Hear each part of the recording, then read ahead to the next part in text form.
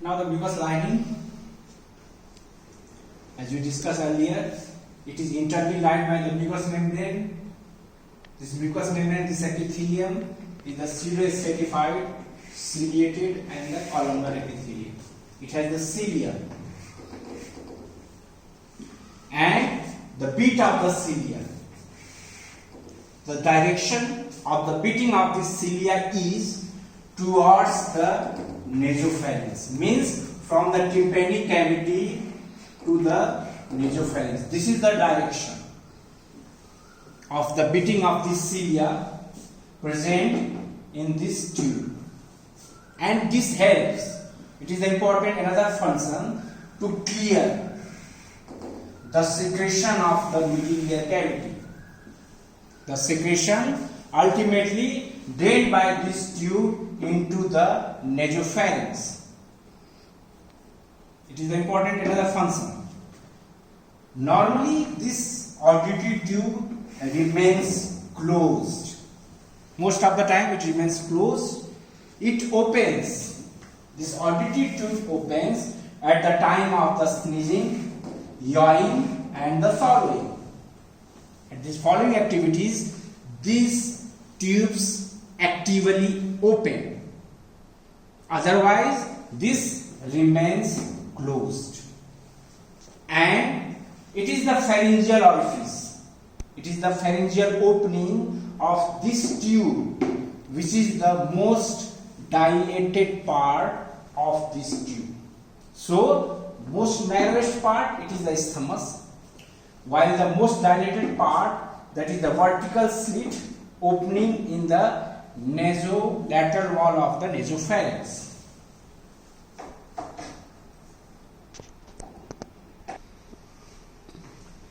Now the muscles related with auditory tube. It is the muscles of the soft palate as well as the muscles of the pharynx that are related with the auditory tube. It is the levator veli palatini and the salpingopharyngeus muscles. In this diagram, this is the salpingopharyngeus and this is the levator veli palatini muscles. We have discussed it in the class of the soft palate as well as the pharynx. So, here we discuss only name. Now this and these two muscles, levator veli palatini and the salpingopharyngeus, it is attached to the medial margin. This is the medial margin and this is the lateral margin.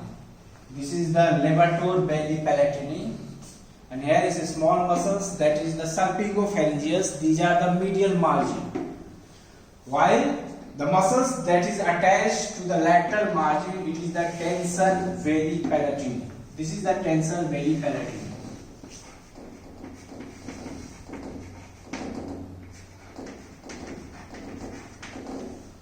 And if you remember, this tensor veli palatini is also known as the dilator tubi.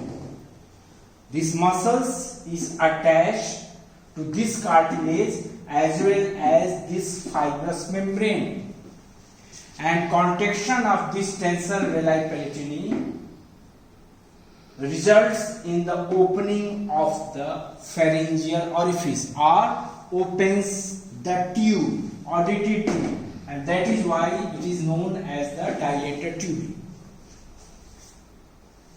So these are the three muscles that are related with the auditory tube. Now, what is the difference between the adult auditory tube and the infant auditory tube? If you compare the length, in infant it is about half of the length of the adult. In the adult it is obliquely placed.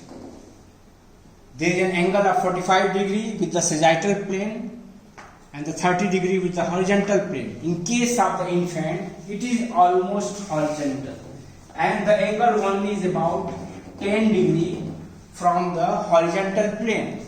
So, it is almost horizontal in the infants. Now the isthmus In case of adult, it is angulated because the bony and the cartilaginous part do not lie in the same plane. In case of infant, there is no angulation. It is almost horizontal, continuous. Now the cartilage, this cartilage, which forms the cartilaginous part, it is rigid in the adult. While in case of the infant, it is the flaccid.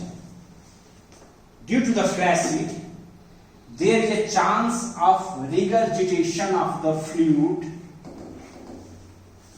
from the nasopharynx to the tympanic cavity because of the flaccidity of this cartilage in the infants.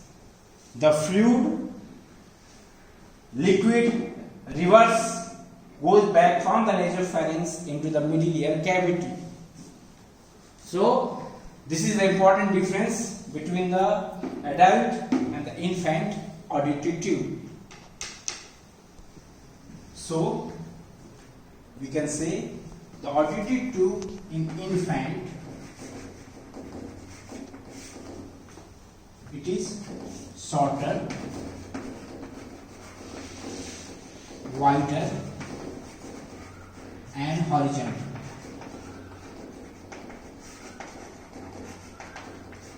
Shorter, wider and horizontal in the infant.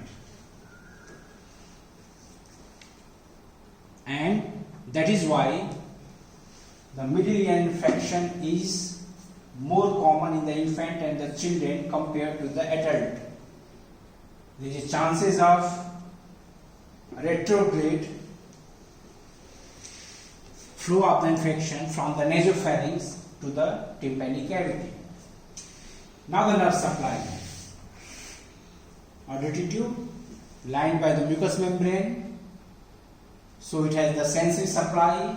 It is the glossopharyngeal nerve which participate in the formation of the tympanic plexus. Tympanic plexus in the middle ear cavity, and this tympanic plexus supply the auditory tube. It is the sensory as well as the secretomotor.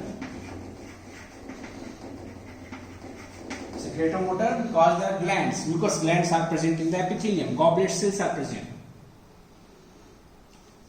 See the arterial supply, it is the ascending pharyngeal artery. The ascending pharyngeal artery, branch of the external carotid artery, its branches. Then it is the middle meningeal artery. This middle meningeal artery is the branch of the maxillary artery. And it is the artery of the pterygoid canal. It is also branch of the maxillary artery.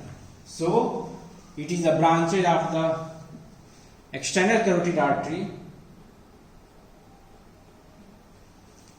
ultimately supply this auditory tube, because the maxillary artery ultimately it is the terminal branch of the external carotid artery. So, it is the ascending pharyngeal artery, middle meningeal artery and the artery of the pterygoid canal. Venous drainage. Veins from this auditory tube ultimately drains into the pharyngeal plexus of the vein, which drains into the internal jugular vein. And if the lymphatic drainage, lymphatics